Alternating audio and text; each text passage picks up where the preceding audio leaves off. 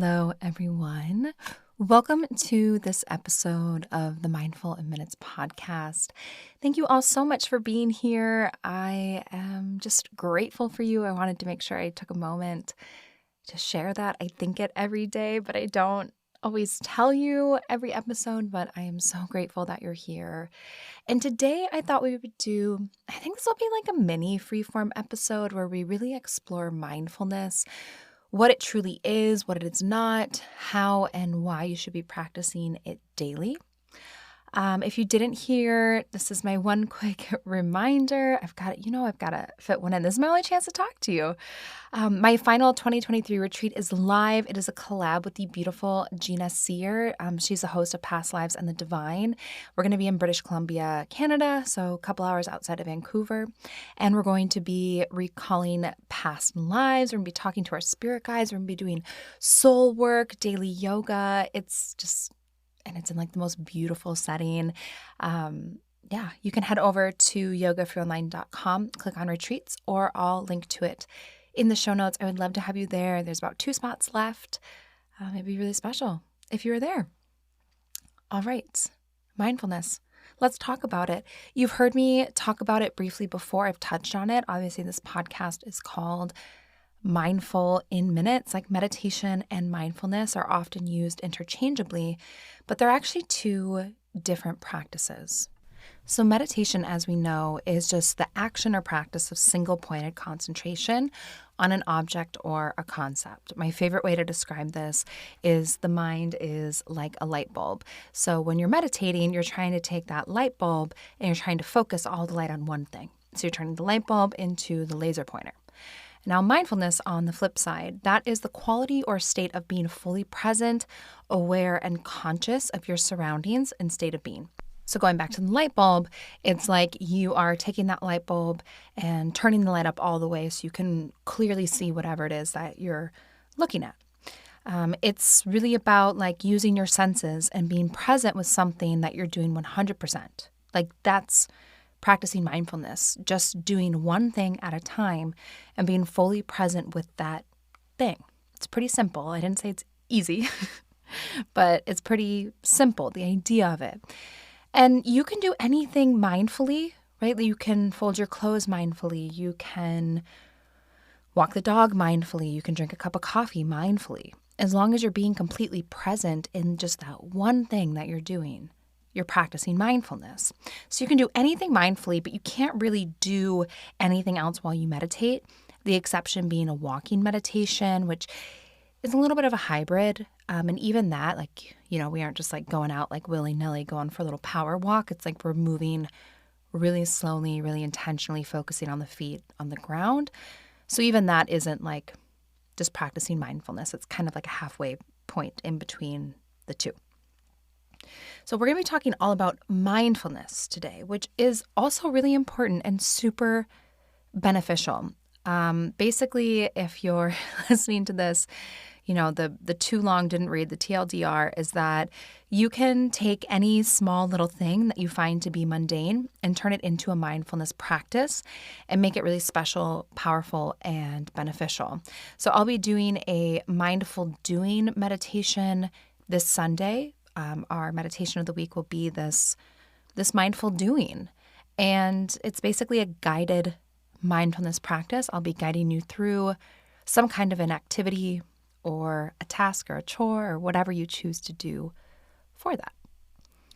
So I want to explore some of the benefits of practicing mindfulness daily. So these are from the APA, the American Psychological Association, but some of the studied benefits of practicing mindfulness, so separate from meditation, although there's a lot of overlap in the benefits because they're closely related. But things like reduced rumination, right? So people who maybe ruminate on things, overthink, think about something for a very, very long time. I think about rumination often as like you have an uncomfortable conversation with someone and you keep like replaying it and being like, oh, should I have said this or should I have said that? Or, did this lead to that? And da-da-da-da-da, right? You're ruminating on that one interaction. So people who practice regular mindfulness see a reduction in rumination. They also see a reduction in anxiety, stress, and depression. I want to touch on that anxiety piece and the depression piece because, it's kind of my belief that depression is sort of living in the past, and this isn't to minimize depression or anxiety. They are very, very real things. I've struggled with both at different times. But when I'm looking at it kind of with my mindfulness lens, I think of depression as sort of living like in the past or being drawn to the past, being kind of, being drugged down to the past doesn't quite feel like the right way to describe it, but I think you guys know what I'm trying to say, where anxiety is kind of this constant chronic living in the future, right? Worrying about what might happen or what could happen or what's going to happen next or something that's coming up. Like depression's kind of being pulled into the past, where anxiety is kind of constantly living in the future, where mindfulness is being anchored in the moment. And so I think the more that we practice mindfulness and the more that we allow ourselves to be present and anchored in the moment, it helps to reduce our tendencies to either be pulled into the past or constantly living in the future, depression and anxiety. Regular mindfulness has also been shown to boost working memory and self-examination and helpful introspection. So sometimes this is referred to as like cognitive flexibility, right? Like your ability to not just like wrap your head around new concepts, but to be able to maybe step outside of yourself and kind of examine objectively. People who practice mindfulness tend to have an easier time with this or to build this skill over time. And I'm talking about helpful introspection, which is different than rumination. Rumination is that kind of not helpful, like getting in your head about something, where helpful introspection, like if we go back to that uncomfortable conversation, where rumination is kind of just overplaying all the time, like, oh, did I mess this up? Should I have done it this way? Da, da, da, da, da. That's rumination versus helpful introspection is where maybe you look at that same interaction and you just look at it kind of the one time and you're like, wow, that really didn't go the way I would have liked it to go. How can I do something differently the next time to have a different interaction? And then kind of going from there. And then when you come to your conclusion, releasing it, right? So introspection versus rumination. Regular mindfulness has also been shown to improve your immune function. We know that the more that you reduce your stress, the better your immune system can function. And the more rest that you're getting, the better your immune system functions. You also, with regular mindfulness, tend to have less emotional reactivity. So it's kind of that, that hot-headedness that, someone cuts you off while you're driving and you immediately react before you even realize what's happening, kind of popping off in that way, reducing that kind of emotional reactivity. And then people who practice regular mindfulness, this one I found to be really interesting. People report having increased satisfaction in relationships with others and also with themselves. So it's almost like the more that you cultivate a present moment practice, a mindfulness practice, you have just this greater satisfaction within your relationships, which I think is really cool. And I think it's important to note here that just a few minutes a day is fine, like 10 minutes.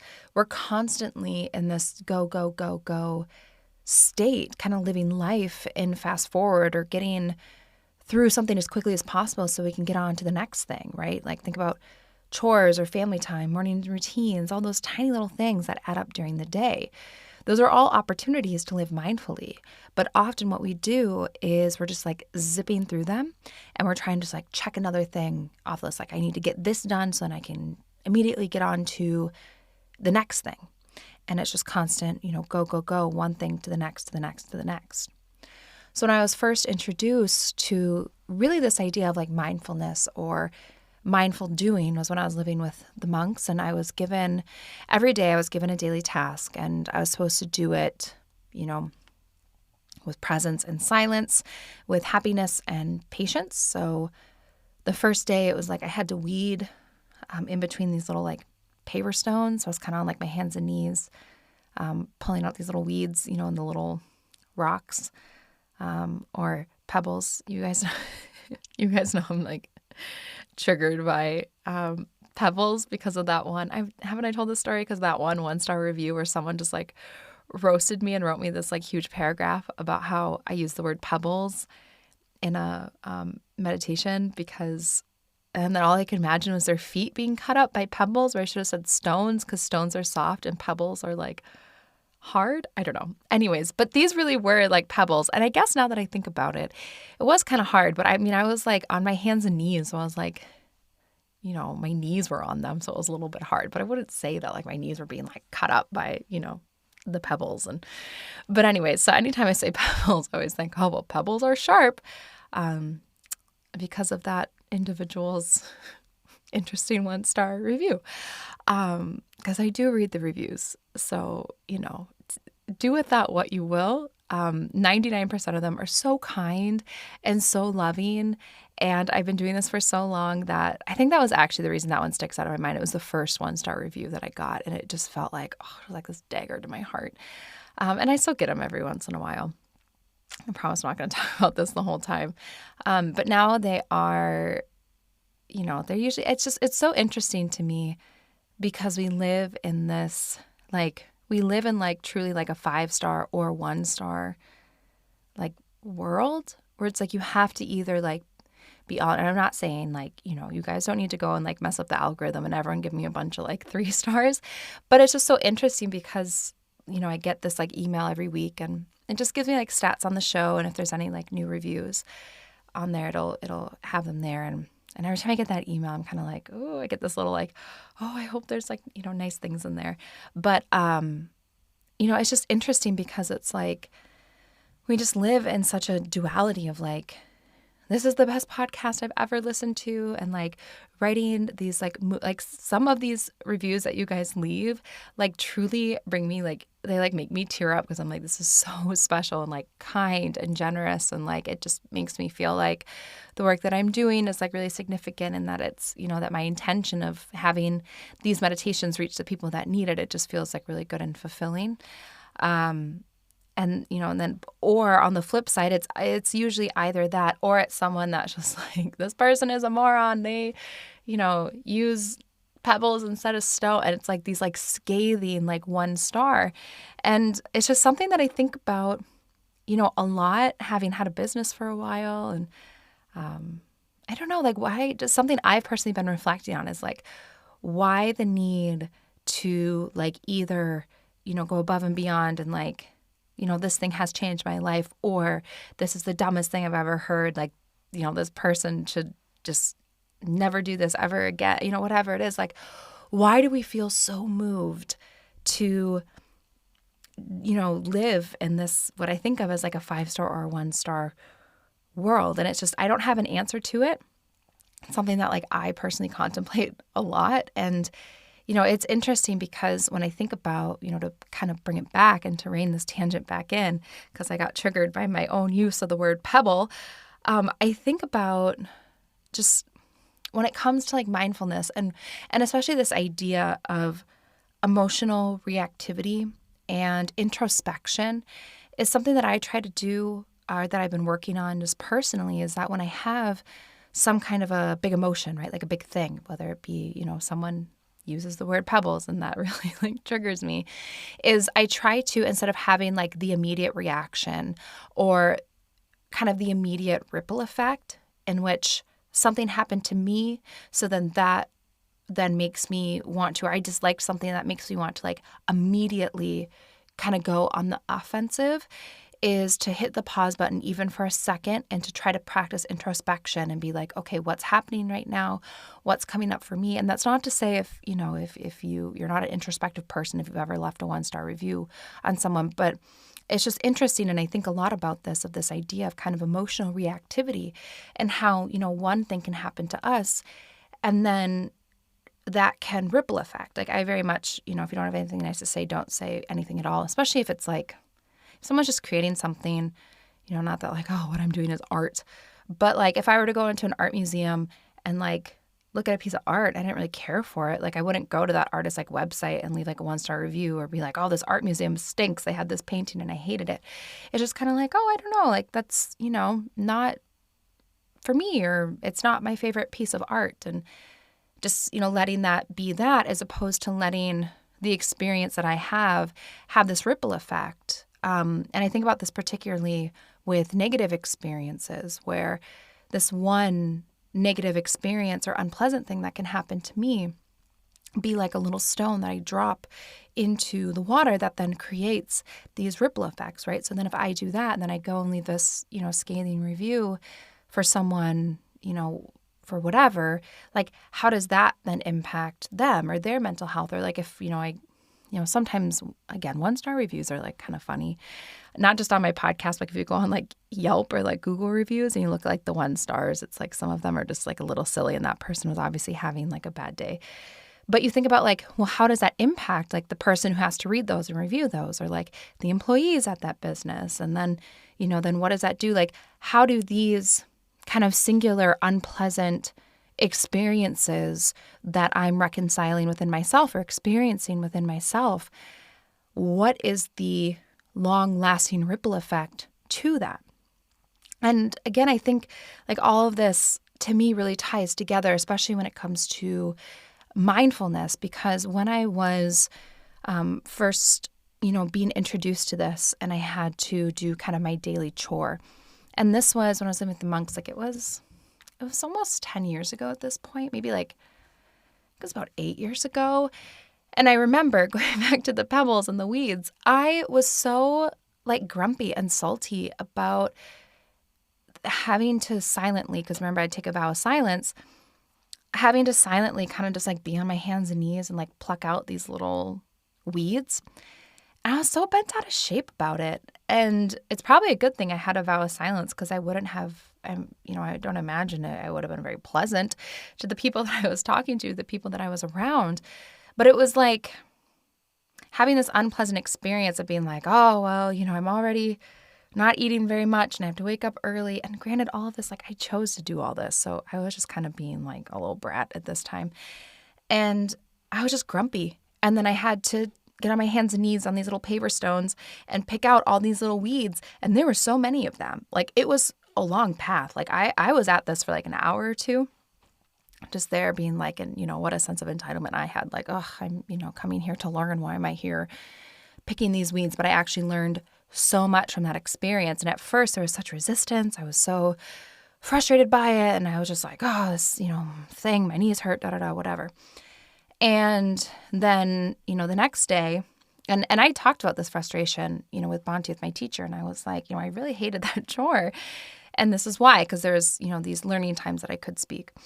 And then the next day I was tasked with sweeping the meditation hall and, getting all the dust out of these little nooks and crannies. And that task, it was just a little bit different. And I, when I was sweeping as opposed to when I was, gardening, one, I kind of had this little attitude check for myself. But there was something like the meditation hall was empty and it was quiet and it felt really peaceful. And I was like, okay, like I started to take a little bit of pride in what I was doing. And I tried to be present with like the experience of doing it. And every day when I had a different task, whether it be, washing windows or doing laundry or sweeping or gardening, like each day I started to kind of improve upon this process. And I found it more and more enjoyable. And I started to almost look forward to it because I was kind of practicing this mindful doing where I'd had such a mindset of like, oh, a chore is a chore. Like you go and you do it and you just, check it off the list and then you can move on to the next thing. And there really was no next thing. Like when I was there and, I wasn't talking, I wasn't allowed to read anything. I'd take this total off-grid vow of silence. Like there was nothing else to do. So I don't know what I was in such a rush for. And it was really eye-opening to me, like this particular activity of being given this chore.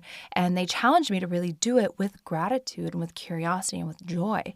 And after, the few weeks that I was there, it became so powerful to just do something mindfully, which really kind of inspired this idea for me of like mindful doing and sharing that practice with others. So transitioning now into how do you incorporate mindfulness into your day? Like, what does that look like? Why should we be doing it? All of that. The first thing that I like to explore when I'm looking at specifically this daily mindfulness practice is I like to do a little bit of a little audit. I feel like with every freeform episode, I'm like, do an audit of your thoughts, do an audit of this. It really does help you. That's why I, suggest it so much. But doing like this audit or just even imagining, what if you wrote down every little thing that you did each day, like everything that you quote did, like how long would that list be? It'd probably be huge. But how much of it do you remember doing, or how much were you engaged in doing? How much of it did you just kind of like blast through it to get it done?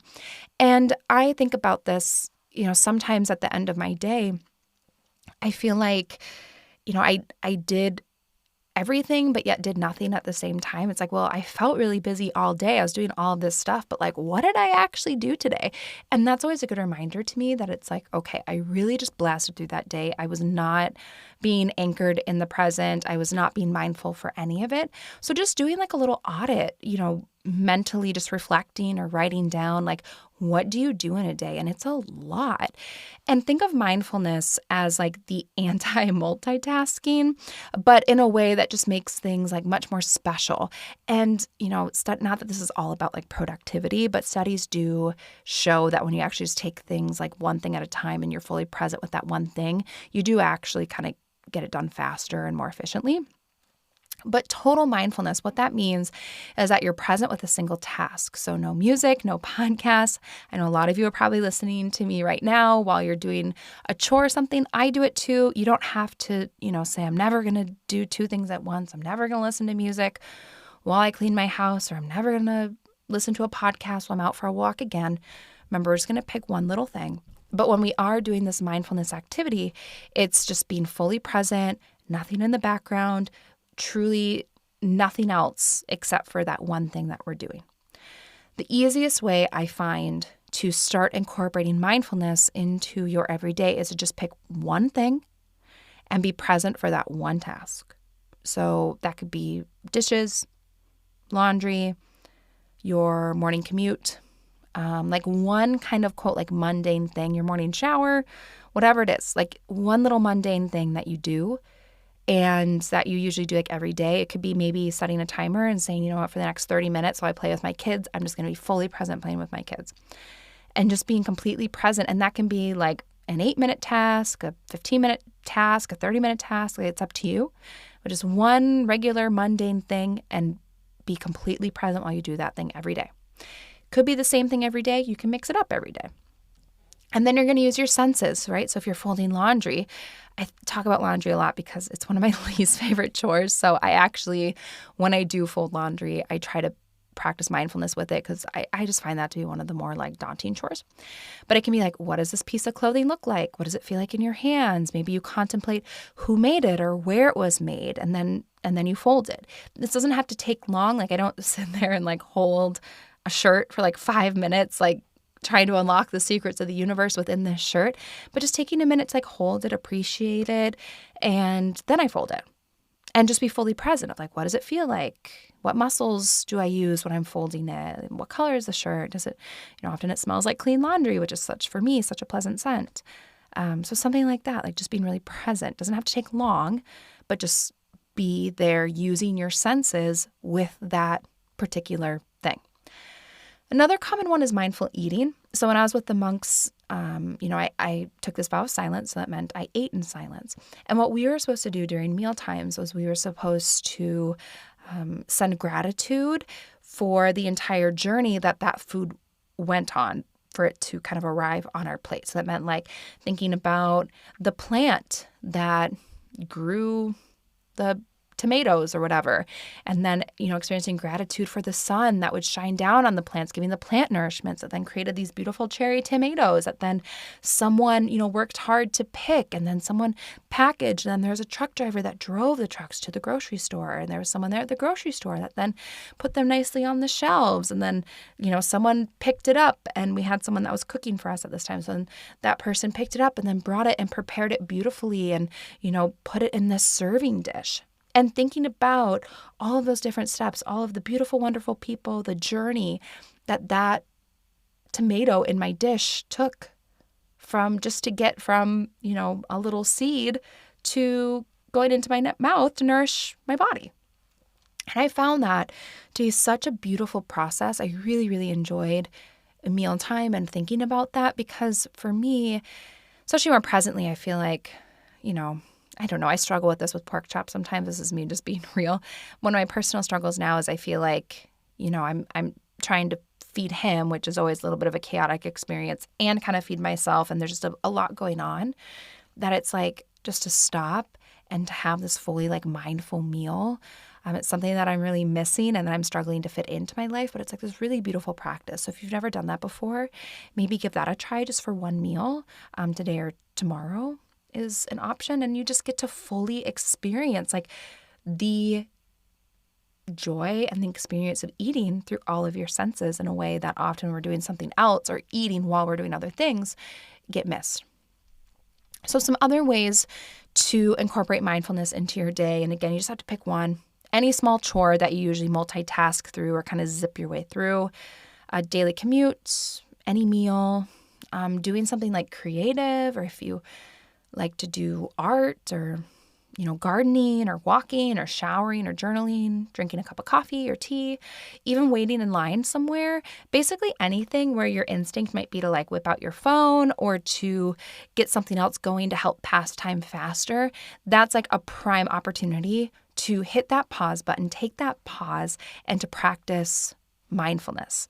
So the challenge with this, and again, I'll have a meditation or a guided practice, I guess, for you on Sunday to go with this, but do one thing mindfully each day this week and just see what it's like. Just one little task. Just practice mindfulness, do that thing fully present with your senses, trying to infuse like curiosity and joy into it, and just see what it's like. I find it to be a really simple but powerful practice. And I think about mindfulness and meditation as like cousins, like related, but not the same, and that they both are really useful and really powerful, but different. So even if you're a daily meditator, you have a really strong meditation practice, a way of expanding yourself may be incorporating a few minutes of mindfulness into your day. Every day. So some food for thought here. I thought it was going to be this short little mini, and then I went on this rant about pebbles, but you never know what you're going to get here. But I appreciate you. Thank you for being here. I can't wait to hear about, incorporating mindfulness into your day and what that's like. And I hope that wherever you are having a wonderful, beautiful, and uplifting day.